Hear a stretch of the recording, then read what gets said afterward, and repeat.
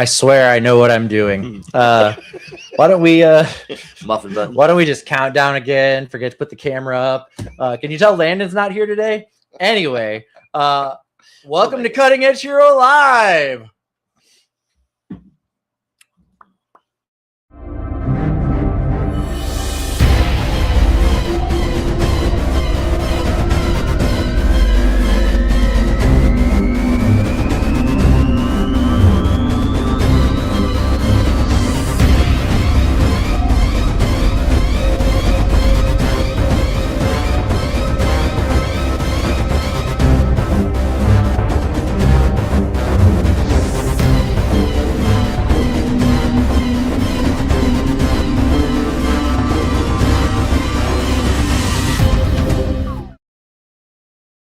Welcome to Cutting Edge Hero! I am the Nerd King, Danny Stewart, your host for this and most episodes of Cutting Edge Hero. I am joined today live in the studio by my only co-host tonight, Joey. What is up? What's up? Welcome back. Welcome back indeed. We both ended up working like super late last Wednesday and couldn't get on to do the show, but we're here tonight. Excited to bring you a dynamic show all about two brothers making it happen out here in the streets. That is the theme for the night. Our hit list tonight is brother teams from fiction or, video games, movies, whatever it is that you're into. And before we get into all of that, Joey, what is the nerdiest thing you've done this week? I learned more about taking acid samples at work. That's about it. Yeah. I'm not very nerdy samples. this week. Yes, we acid dip our trailer parts at work, and I've got to do chemical balancing and pH, all this. Yeah. You said acid samples. That didn't sound as exciting after it was explained. Yeah, CJ's Right. got the same questions. Nightmares and Nerdscape. CJ's here. What's up, CJ? Glad you're here. He said acid like LSD. No, he's not that cool. Not that cool. Yeah, nerdiest thing I've done this week. I 3D printed Nightblood from the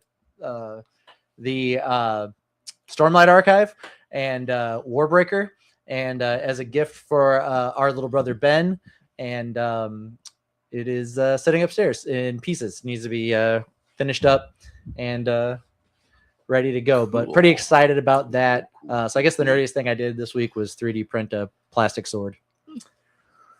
But anyway, cool ass character. Excited to have that to go along with his Kaladin cosplay that I'm slowly buying for him one piece at a time. One piece at a time. But anyway, Joey, do you want to talk about some news? Sure, let's do some news. All right, I'm gonna fire those bullet points at you.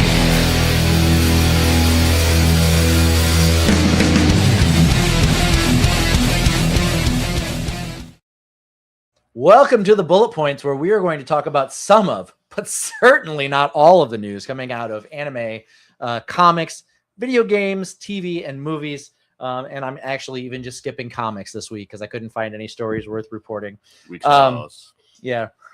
So for anime, Super Sentai aired its final episode after 50 years on the air last week.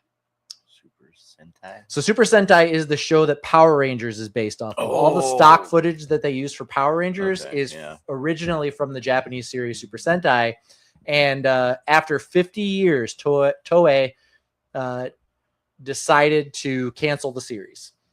So it is on an indefinite hiatus, and there will be no new footage for the Disney-led Power Rangers reboot to steal from, unless they steal from the last 49 years worth of episodes. So I'm sure there's plenty to work with there. Plenty to bank. Yeah, but apparently the show just wasn't as popular anymore after 50 years. And they finally decided to pull the plug, which I think it's sad, but damn, a 50-year reign of children's television in Japan. Well, actually, Super Sentai is not aimed at children. It's aimed at adults. But for it to have survived 50 years on Japanese television, which, like a lot of European countries, Japanese television, they do very small limited series. They don't usually run season after season after season after season of things. A lot of times their shows do end after so many seasons, as opposed to the American tendency to just squeeze every hell out of everything, penny out of a series and beat a dead horse before they pull it off the air. With Super Sentai, they kept it going for 50 years, which I think is awesome. Kudos. Yeah, that's quite an accomplishment. 50 years worth of TV. Yeah. In video game news, Obsidian, the studio that has given us some incredible games over the years, but one of them more recently is Outer Worlds 1 and Outer Worlds 2, which is a massively multiplayer online game environment where you can play as teams and you explore worlds and play with the physics and things like that. Because it has failed so miserably, they are canceling it entirely. So there is not going to be any more online support for Outer Worlds coming soon and within the next couple of months. They're pulling the entire thing down. So let's not fix it. Let's just shut it down. Yeah, so it has been so underwhelming that the studio cannot afford to continue to support the game. So they are just having to pull it down entirely, which is crazy. We are seeing this weird period in gaming where a lot of AAA titles that had a lot of promise are just bombing horribly and dying on the vine, really. Weird. I mean, I wouldn't drop it totally, but not have the money backing it. What are they going to do? Yep. So if you were a fan of Outer Worlds, play it now while you can, because it's going away. Or tell all your friends to join. Yeah. Maybe or do a Blockbuster video. Push, no. Right? GameStop. Do a GameStop. Get them billions of dollars to keep operating for years and years and years with very little influx of cash for their bottom line. In TV news, Joey, were you aware that they were producing a live-action Spider-Man Noir TV series? No. So they are producing a live-action Spider-Man Noir TV series based off of the Spider-Man Noir character that appeared in Spider-Man Beyond the Spider-Verse. CJ has dropped a bunch of comments. Holy cow. He said trailer, so I just put 2 and 2 together. Talk about your acid. Nightmares of Nerds. CJ said final. I don't believe that. It's final for now. It may come back, but Saban will bring it back somehow, possibly. Super Morphin Jungle Ninja Fury is coming in 2028. So Disney has the rights to Power Rangers in the United States, and they are working on rebooting the Power Rangers under the Disney label. But Super Sentai is an entirely different thing. They just buy the rights to the stock footage to bring it to the United States. But the entity Super Sentai, done. Yeah. And then what? Games as a service isn't working? Yeah. Crazy, right? Who doesn't love buying a game and then buying a game and then buying a game and then buying a game and then buying a game over and over and over again instead of just finishing it and buying a new game? Right. So anyway, the live action Spider-Man Noir series, based upon the Spider-Man Noir character from Into the Spider-Verse, who was voiced by... I know this. That's right, Nicolas Cage. So Nick Cage voiced Spider-Man Noir in the cartoon by Sony. So he's also playing as Ben Reilly, Spider-Man Noir, in the live action series. So they have revealed the rest of the main cast for that. They have also added Lamorne Morris from New Girl. He was Winston in New Girl.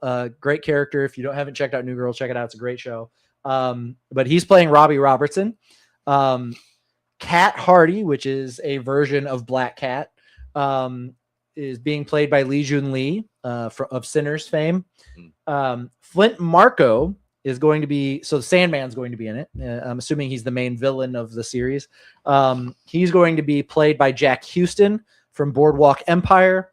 And Silvermane, which is a cyborg villain from the Spider-Man comics, is also going to appear in this series, played by Brendan Gleeson. Now you will maybe know him as Mad Eye Moody from Harry Potter, but he's he's been in a million things. He was in Gangs of New York. He was in so much stuff. He's been all over the place. But anyway, he's going to be playing Silvermane in that series as well. So what do you think about a live action Spider-Man noir starring Nick Cage? Nicolas Cage does everything, and most things he touches is here lately. So maybe they'll make something impressive, but I see it bombing myself. CJ said Brendan Gleeson is a damn national treasure. He killed me in 28 Days Later. I really need to catch up on those. I've seen 28 Days Later, but I haven't seen 28 Years Later, and I certainly haven't seen Bone Temple. And then there's another movie coming, Viking something. CJ can tell us. Sure. But so Brendan Gleeson's great though. That whole family's great. His son Donald Gleeson is also an incredible actor. And he's also in Harry Potter. CJ said the new trilogy is really good so far. He's talking about the 28 Years Later trilogy. Temple. And I believe if you watch Nightmares and Nerdscapes, CJ did a really great breakdown of the first two so far. So check that out. I'm gonna watch them first. Now, not that we haven't gotten enough of him, but reported over the last couple of days, and this is kind of video game news too, but Jason Momoa has been cast as the lead in the Helldivers movie based on Helldivers 2. So if you did not play this game, I didn't play the game, but I'm pretty familiar with what's going on. Helldivers 2 is basically a video game version of Starship Troopers. Yep. They just took what Starship Troopers was about and they turned it into a video game first-person shooter called Helldivers 2. Well, now they are making a movie based on Helldivers 2 starring Jason Momoa. So I guess we're basically getting a Jason Momoa-led Starship Troopers spinoff. I like Starship Troopers. I know you like Starship Troopers. I figured this would be perfect for you. This is going to be something I'm going to have to watch. CJ said his humor fits that perfectly, and I could not agree more. I think Momoa is a good person for this. I do wonder about how derivative the idea of this circular concept of copying a movie to make a popular video game that then gets a movie made out of it. It would be like DC making a character named Dade Wilson based off of Deadpool. You know what I mean? Yeah, Wade Wilson to Dade Wilson. Yeah. Well, Slade Wilson to Wade Wilson, and then DC copying that and then being like, you know what, it'd be really cool if we made a character based off Deadpool when Deadpool's based off Deathstroke. Right. You know what I mean? Circular logic. Yeah. But anyway, you never know with Hollywood, and certainly nothing original is coming out of the big studios. But it could also be one of the greatest movies ever made. You never fucking know. That's the crazy thing. Shameless cash grab? Probably. Incredible movie? Maybe. No. Terrible movie that we love and still talk about 20 or 30 years later? Right. Could be. Absolutely no idea going into it, but it'll be interesting to see how that whole thing goes down. Waiting to see. Yeah. Well, Joey, I hope this news didn't just graze you. This has been the Bullet Points.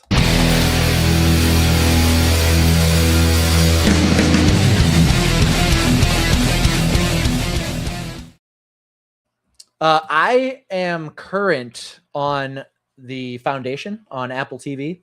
I talked about this briefly last week. It is the Isaac Asimov-led series. Apparently, they are making a 4th season of that, but it is not going to follow the novels. It's going to be an original spin-off story for season 4. So it might be good, but if you're a fan of the Foundation and Isaac Asimov's writing, it's going to be very similar to Rings of Power, where people are just like, producing what they think is going to be good and coming up with new ideas for the characters without following any of the original story. So this is not going to fit in anywhere. They're just going to make new. Yeah. CJ said, that's a terrible idea, a horrible idea. Didn't iRobot teach them anything? And the answer to that is no. No, not at all. They never learn. And so the current showrunner is actually stepping away, and 2 of the writers, David S. Goyer is stepping away, and 2 of the writers are taking over as the showrunners for this next season with this original idea they've got. Our human relations specialist and fact checker extraordinaire, Ben Stewart, is in the chat. What is up, Walt? Glad you are here. We are doing for the hit list, we are doing our 5 favorite brother teams. That's what we got for that. CJ said, "There's your problem. A Goyer is involved." Now, I will say, I was watching a video today that breaks down like the differences between the book series and the television series, and apparently they just went on like an alternate reality bend and just like told an entirely different story to begin with. So it's already really off the rails. But I haven't read the original books. I just know the series is really fucking good. So I probably would be very angry at it had I read the books, but I haven't. So I enjoyed the series. Sorry, you got to go back and read the books now that you've seen the series. Probably. There's a good chance that I will. I've never read any Asimov, and it's somebody I've been trying to get around to reading, and so it's probably going to go in my list of audiobooks. Audio. I need to get my audios going again.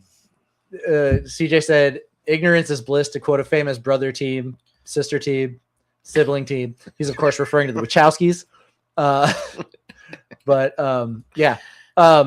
And it's just trying to keep up with them. That's really the important thing. But I will say, I will highly recommend checking out The Foundation just because the cast is incredible and the story is really good. But if you are a huge fan of Asimov, maybe go into it looking at it as an alternate timeline from what you enjoyed reading the series. But I guess there were novellas and they can go for like 8 seasons, I guess, based on the story. So I guess there's like 8 novellas. I saw it as a trilogy. So maybe that's the novellas bound. I haven't really looked too much into it, but I know that there's a lot there. But I will highly recommend checking out, if you have Apple TV, check out The Foundation. It's a good series. But anyway, speaking of incredible brother teams, Joey and I are going to go into the hit list with you here in just a second, and we're talking about brother. Yes, brother teams. Bound was another solid Wachowski movie. Yeah, can agree. Justin Quick in the chat said, "Hey Danny, what is up?" Justin, glad you are here. Happy to see you. Excited. Thank you for the support. We appreciate it. But anyway, we are talking about our 5 favorite brother teams on the hit list. That is the wrong thing. That is the wrong. I clicked button. I made the thing, and I'm clicking the wrong thing. This is my thing. How do I not know what the thing is? It, and the mistakes are right. Welcome to the hit list. This week we are talking about our 5 favorite brother teams. So that is just 2 brothers hanging out, working together as a team, doing incredible things. Yeah, just whatever. Just a couple of brothers. Yeah, just a couple of bros. Broskies. Just a couple of duderinos. Anyway, Joey, do you want to give me your number 5? This goes back to when I was younger and, watching movies and action and all this. And I remember watching the Barbarian Brothers, Peter and David Paul. If you're in my age bracket, you know these guys. Oh, they have definitely never, ever touched a steroid ever. Never. Not one. But one brother was a writer, and they both became actors, and they did brother duos movies as well as not brother movies where they were no relation whatsoever. But good comedy, good. I love them. Yeah, good comedy. Good comedy. Really direct to video action films that don't knock them. No, I'm saying you can find it midday on USA as a child. Right. CJ's number 5 is Moses and Aaron. Not since the Kirk shooting has a Red Sea split so impressively. Let's see. Bottom shelf at Video World was a great place to live. He's talking about the Barbarian Brothers. Yes. Yeah, dude, so many great crappy action films. Right. I cannot tell you how much I enjoyed the catalog of Cynthia Rothrock films from the 80s that were garbage. Yeah. So literally the only reason Steven Seagal has a career is that shitty action films were kind of a fun thing to get into. Right. Everybody did them. Yeah, absolutely. I'm going to give you my number 5. And that is, I shouldn't hold this. Anytime light hits this thing, I can't see what it says. Yeah. So I'm trying to save paper. Thought it was a good idea to use this little screen thing. But anyway, my number 5 is Alpha and Bravo, or Rios and Salem, the two main characters from the Army of Two video games. Now, I have very fond memories of that. He said, "Oh man, Brian Bosworth, come the fuck on." Is that the hair loss for men videos? Anyway, Rios and Salem. Now, the first game, I haven't played any of the Army of Two games since the original, but Ben and I played this game from beginning to end in one day. And it was one of the most incredible experiences I've ever had in a video game, playing tandem with someone who was just the perfect teammate for this. And we fucking crushed this game. It was so much fun. Probably the most fun I've ever had playing a video game. Very fond memories of that one with Walt. He said, those are some good nights. Hell yeah, dude. I wish there was a new one of these so we could like log in on our PS5s and just crush it together. Maybe there is. I should look into it.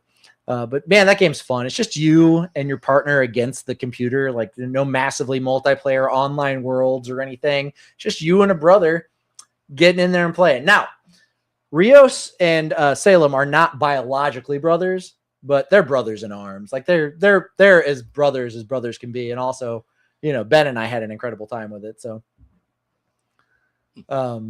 let's see, Joey, what did you have for number 4? That would be another thing from my younger years. These guys were on the wrestling circuit. They were the WCW tag team champions. They were also the WWF tag team champions when it was WWF. They were the Brothers of Destruction, Undertaker and Kane. They were never tag team partners in WCW. What are you talking about? They were. No, they weren't. As what? I swear they had the WCW tag team championships. As what? The Brothers of Destruction. What? Yes. Before the WB. Before the W, they were WWF tag team champions, and they were the WCW's tag team champions. Firmly disagree. They bled over. I think you may be wrong about that. Undertaker and Kane. Ben, will you check into my no, they weren't. Who? CJ said no, they weren't. Yeah, they were. He said nope.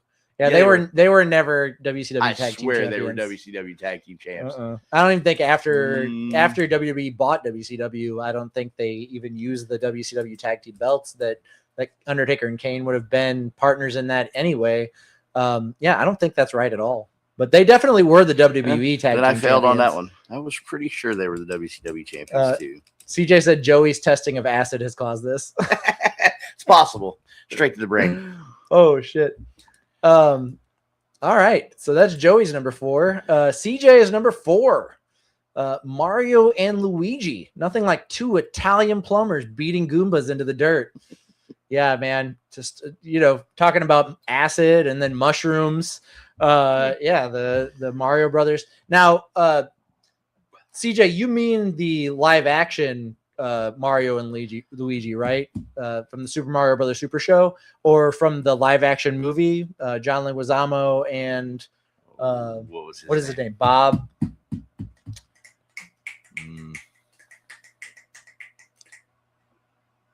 John Blake on his last name. Bob Hoskins. Thank you. There you go. Thank you, CJ. Bob Hoskins and John Leguizamo. The original live action Mario Brothers. Well, not the original live action Mario Brothers. That would have been Super Show, but the original cinematic live action. And then CJ said, I do love good old Captain Lou Albano, though. Hell yeah. Captain Lou is great.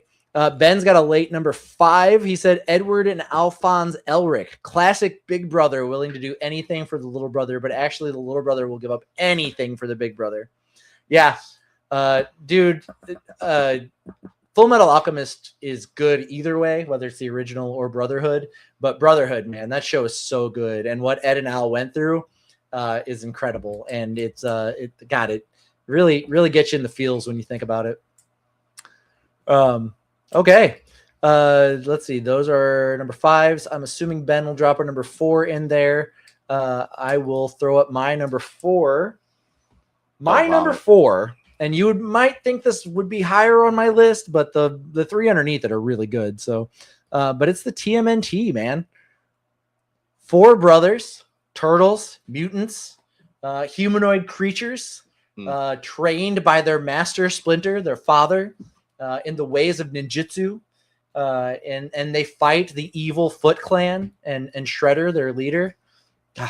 So fucking awesome. And with so much staying power. The Ninja Turtles, debuted in the early 80s, and they're still around, Still around. Fucking love the Ninja Turtles. CJ is with me on that one. He said he's talking about Ben. He said he's busy trying to find evidence that doesn't exist of the Brothers of Destruction in the WCW. Yeah, that didn't happen. That definitely didn't happen. Okay. Joey, what do you got for number 3? Oh, this version of Sherlock and Mycroft are my favorite so far. These are brothers that are knowledgeable. They're geniuses on the same level. When they're working together, great things happen. When they're working against each other, God help anybody involved in either side. Yeah, this show, I would really love to see it come back. Billy said, yo, homies, what are we talking about? We are talking about our 5 favorite brother teams. So, yeah, Sherlock and Mycroft. Yeah, Sherlock was an incredible show. Let's see, who was the showrunner? Stephen Moffat, the showrunner for this, was just a huge fan of Sherlock Holmes and jumped at the opportunity to make a series that modernized the character. Benedict Cumberbatch plays Sherlock as I think a little closer to what Arthur Conan Doyle wrote him as, which is that he really had a hard time understanding the lay person. Right. And he was eccentric for the time when it was written, back in the 1800s, early 1900s. I think it was early 1900s, when I can't be for sure on that. Anyway, but they really took the character and played him seriously instead of a lot of your other fictional or live action versions of Sherlock played him as kind of like a quirky, funny character. The Robert Downey Jr. version, as an example, that way. But you didn't get to see the troubled side, his addiction, the things he struggled with. And Sherlock did a great job of showing that. I love that series. And I think I mentioned this 2 weeks ago when we were on, but Stephen Moffat was talking about him and Benedict Cumberbatch doing the show. And he was like, the original adventure, Sherlock was in his 60s. So they can wait another like 20 years and still start this show back up. Like they can just pick right back up where they left off. So there's no window. It's just coming up with good ideas and feeling like it's worth putting together. Let's see. Ben's got a number 4. Tyrion and Jaime Lannister, little brother trying to make up for all the things his big brother has done for him. Yeah, that's definitely one way to put that. Yeah, Tyrion and Jaime, Jaime was the only one who cared about Tyrion and his whole family. And that poor dwarf man, he had a very rough life. Yeah, Book Tyrion had his whole fucking nose cut off. And actually, like, is supposed to be the main villain of the Song of Ice and Fire books, according to George R.R. Martin, which the show didn't show. They didn't do that in the show. We'll see where it ends, or we won't, because I don't think Gurm is ever going to finish his books. So we'll see. Could happen. CJ said it was the Doctor Who revival team that cranked out the new Sherlock Holmes series. Martin Freeman was great as Watson. Yeah, well, Stephen Moffat wasn't in the revival period for Sherlock Holmes. That was, I'm drawing Russell T Davies. He was the showrunner for the revival whenever it was Christopher Eccleston and then David Tennant. But yeah, I mean, Moffat was a writer in that. He wrote some of the later episodes of Tennant's run. It was Russell T Davies first, then it was Stephen Moffat, and then who was it after that? The person that took over during the Jodie Whittaker episodes. Trying to blank on her name, and then I quit watching. And now it's back to Russell T Davies, I believe, is the current showrunner. And then Ben said, we are actually talking about the Kane and Undertaker being tag team champions with a real Mandela effect setting. Yeah. Joey lived in an alternate reality that none of us were a part of. Let's see. What were we on? Number 3? Yeah, we were on 3s. So I will throw my number 3 up. Let's see. My number 3 is my favorite DC Comics character. And his little brother. So this is Dick Grayson and Damian Wayne. So during the brief period in DC Comics where Bruce was dead, Dick finally felt he had earned the right to wear the mantle of Batman. He won the battle for the cowl between himself, Jason Todd, and Tim Drake. And he earned the right to be Batman. And whenever he became Batman, his adoptive little brother, Damian, became his Robin. And they were, to my standards, the best Batman and Robin that has ever appeared in the comics. It was an incredible moment where Dick finally realized the full potential of himself as a hero. And then DC got a little scared, and then they brought Bruce back and they took it away from Dick. But that's probably one of the best runs of Batman and Robin that DC have ever put out. And it was when Bruce Wayne wasn't even in the suit. I didn't know Bruce Wayne died. He died. Disappeared. So no, he in the Final Crisis crossover event, Darkseid hit him with his Nega beams, and it didn't kill him. It displaced him in time. And he was supposed to be dead in that. And the beams were supposed to have killed him, but they didn't kill him. They displaced him in time. And so he was like time jumping through his own ancestry. And during that event that everybody thought Bruce was dead, it lasted a couple of years. Dick became Batman and had a really great run. He really stepped into the suit. They had a great writing team at the time, and it was an incredible story arc. CJ said should have been Azrael. No, John Paul Valley is. I really like Azrael as his own character, but whenever he was Batman during Nightfall, awful, just not a good Batman. And he said that crazy old Lazarus pit. There is a part of that story where they took a corpse and threw it in the Lazarus pit, thinking that they were bringing Bruce back to life, and it wasn't actually Bruce. It was an alternate Batman from a different timeline who was fucking crazy.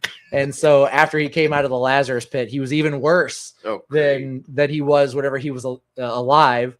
And they ended up having to put him down again, which is nuts. But anyway, great storyline. Really great storyline. Joey, you want to lay a hot, steamy number 2 on me? Sure. My number 2 would be from the Marvel Universe. You have the brothers Thor and Loki. You know, the great good guy, the bad brother who just likes to try to confuse and piss everybody off. And, you know, they have their comedic moments. They have their big battles. And then in the end, yeah, they're still brothers. It's true. No matter what you do, you're still brothers. Although I guess they aren't biologically brothers. They're adoptive brothers. Right. So, I mean, they could choose not to be brothers. Frost giant, right? I guess.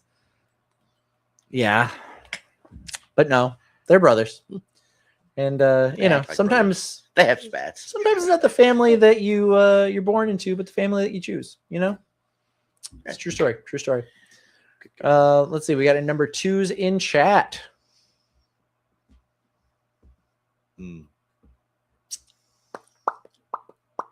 While we're waiting on number 2s to drop in chat, I will give my number 2. So this one's a big deal for me, and also a big deal for me because of Ben. But it is Sasuke and Itachi. This story, if you were a Naruto fan, if you watched Naruto from like the early days of Naruto and then watched through Shippuden as the whole thing fucking dropped, you knew from the original Naruto series that Itachi was the main villain of this story. Like, he's the big bad. Like, when Itachi shows up, like, shit goes down and he cannot be handled.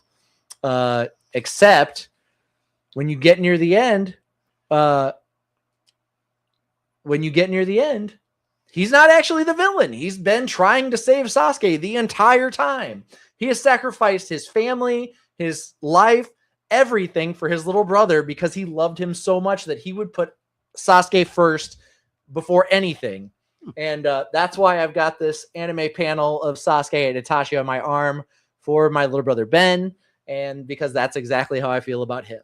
So Sasuke and Itachi, incredible brothers, incredible team when they finally got to work together after Itachi died, and just an incredible story all around. Nightmares and Nerdscapes, CJ's number 2 is the TMNT, which new class or old class? Cannot agree any harder. He loves them all. CJ is as big of a Ninja Turtle fan as I am. He likes the new ones. Like, when you say new ones, what do you mean? The last 2 Teenage Mutant Ninja Turtle movies that came out. Oh, the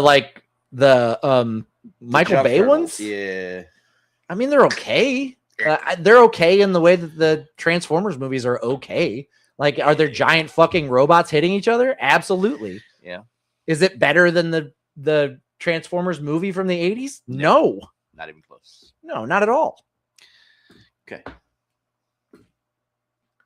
He said he's a 1989 and 2003 fan mostly, along with the comics. Nice. Yeah, me too. How about the Nintendo game? That's gotten us down to the end, Joey. Are you ready to give me your number 1?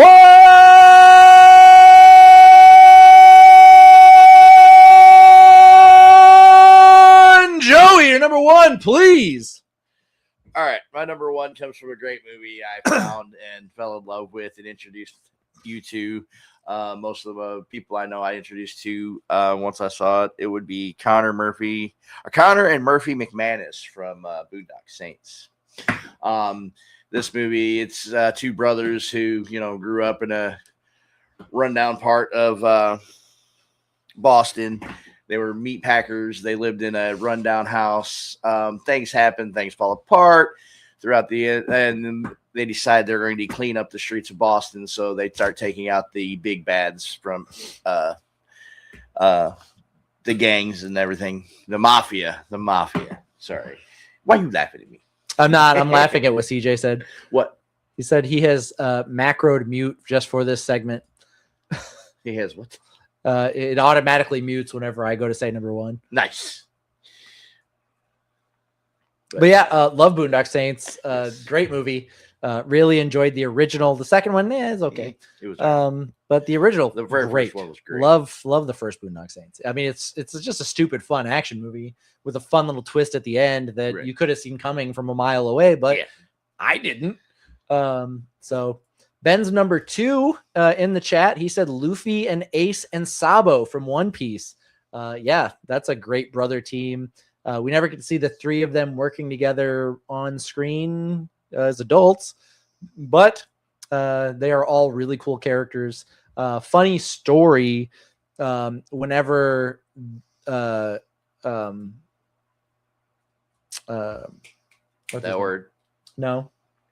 whenever I can't remember his name, the creator of One Piece was doing the arc where Ace dies, he was planning on that being the end of the series of One Piece. So after he killed Ace and then decided not to end the series, he wanted Ace back in the series. And so he created and introduced the character Sabo, which is why Sabo ends up with Ace's devil fruit powers, and why he is in the show and doing all the things, because Ace died, killed off Ace, and he wanted to get that character back in there, so he just introduced a third brother, which I think is cool. It's great. It's like Landfill from Beer Fest. Somebody got that reference. Anyway, my number one comes from one of my. God damn it! I hit the button. You hit the button. Good thing I know what I was going to say. It cleared the tablet. There's nothing on here now. It's Blake. I should not pick it up by the button. That's a terrible idea. But anyway, from one of my favorite video games of all time, it is a brother team. The first time that this character, his brother, is introduced, he's a villain, and you don't get to play with him in the second game. But in the third game, which is a flashback, they finally get to be together, and you get to see them fighting side by side. And that is Dante and Virgil from Devil May Cry 3, then 4 and 5. In the first game, Virgil is the Dark Knight that you fight and kill in the game. The second game, Virgil doesn't show up at all. And then in the third game, you get to see Virgil when he was still alive before he was turned into the evil knight that Dante kills in the first game. And then the fourth and fifth one is all about, the fourth one is about bringing Virgil back to life. And then he's, one of the main characters in the fifth one. But anyway, kick-ass team. Virgil is a samurai. Dante is a medieval swordsman. And then they both wield, Dante wields guns, a lot of different guns, but mostly ebony and ivory, his two Desert Eagles. And then Virgil wields his katana, and then also has magic like spike abilities that he could fire at people.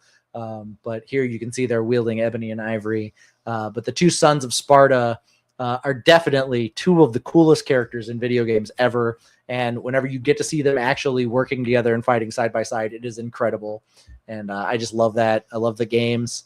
So anyway, that is my number one. We're still waiting on number one from Ben. I think comments are just loading slowly, which is weird. Because we had like 5 pop up at once a while ago. He's still searching. Maybe not. WCW stuff. Maybe they're going to drop in a few seconds. Or maybe it's YouTube. Maybe YouTube's the issue. Maybe YouTube comments are just loading slowly. But next week's hit list, when we come back, Landon will be here. It is possible that our new technical director will be here as well, which fingers crossed, because you guys can see how well I'm doing whenever I have to be in charge of the computer and try to talk at the same time. As well as me. The hit list for next week is the one we talked about at the end of the show 2 weeks ago, which is the 5 topics that you can info dump on without being stopped, that you could just go on talking about for days. So that's what the list is. I don't know if everybody's gotten theirs in or whatever, but I'm anticipating this being kind of a long segment, because we're all going to be info dumping, and I am trying to figure out how to set up some sort of a call system where you guys can call in to drop your number, your lists, and kind of do it as a fun like radio segment, which I thought would be good. Ben got his number 1 in. It is Piccolo and Goku, because that's Mecha and Danny to me. Yeah. Yeah, Piccolo's black. Of course he is. Yeah. Yeah, speaking of Goku, if you guys didn't see the guest announcement for Cape Anime 2026, Ian James Corlett, the original American dub voice for Goku, the guy that introduced anime to Western Shores, is going to be at Cape Anime 2026. And I cannot fucking wait. You know what? I just saw this. Ben's number 3 was Dante and Virgil. That's awesome. I don't know how I missed that, Walt. Virgil in his armor is Peak. Yeah, in the first game. Nero Forte. Who's the Max Brothers? Huh? Nightmares and Nerdscape says his number 1 is the oh Max shit! Brothers. I missed CJ's number 1. Marx CJ's number 1 is the Marx Brothers, okay. the comedians. For what should be obvious reasons for folks who know me. Yes. Groucho. And Ben said, like in the world of Dragon Ball Z, green is black. No, absolutely. I think a lot of people agree. Yeah, Piccolo's a black dude. And yeah, absolutely. That's me and Mika for sure. And then that's funny. I was just talking the other day about how we not only have the original dub voice of Goku, but we also have the original dub voice for Vegeta and the original dub voice for adult Gohan, Brad Swale, Brian Drummond, and then Ian James Corlett all coming to the show.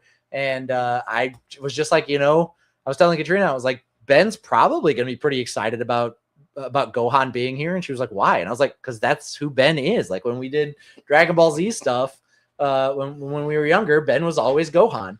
And now he's coming to our show. So I think that's pretty fucking exciting. But anyway, so next week, 5 subjects you could info dump on and be ready to actually info dump live on air. I'm going to figure that out. Maybe. I might forget about it as soon as I turn the live off, but ideally I'll remember. But anyway, for the hit list this week, remind you to charge things, and this has been the hit list. Or someone else could figure it out. That'd be fine with me.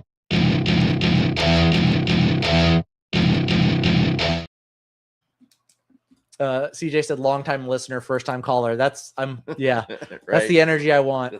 This is exactly what we're looking for. That is the energy I'm looking for when we do this. Absolutely. But anyway, guys, that's short and sweet. Can't fill as many airwaves with Landon's not here to talk. But I just look pretty. See, the comments are not loading in order because this just popped in ahead of that other one.